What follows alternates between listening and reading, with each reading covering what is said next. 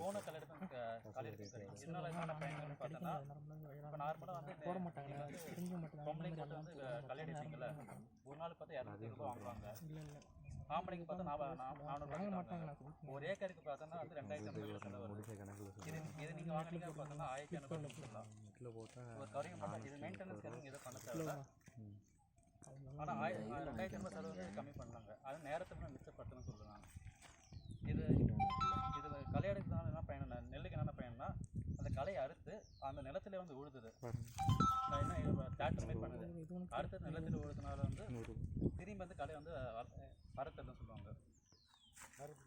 பறத்துக்கு வாய்ப்பு இல்லைன்னு சொல்லுவாங்க. அந்த பயன்கள் பற்றி நம்ப சொல்லுவாங்க. இப்போ வந்து களையை அறுத்து விட்டுட்டா திரும்ப வர்றதுக்கு வந்து வாய்ப்பு இல்லை. அது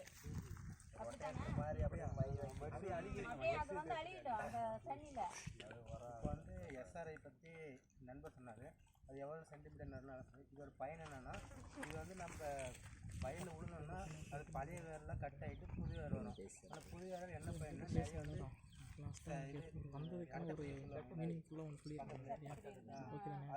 சட்டக்கறி அதான் நிறைய வந்து நெல் நம்ம இன்க்ரீஸ் ஆகும். அதுக்கப்புறம் இது களைலாம் இப்போ நம்ம ஓட்டுறோம்னா களை அடைஞ்சு உள்ளே போகும். அதனால அது நிறைய காற்று அப்படி நிறைய இருக்குது.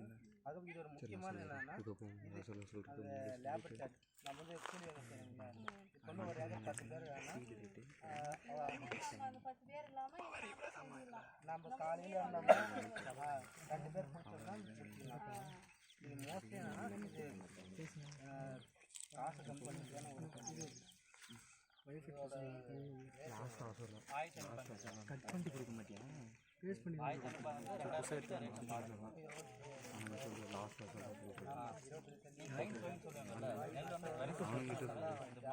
போய் அடுத்தது சொல்லுன்ற போகிறாங்க.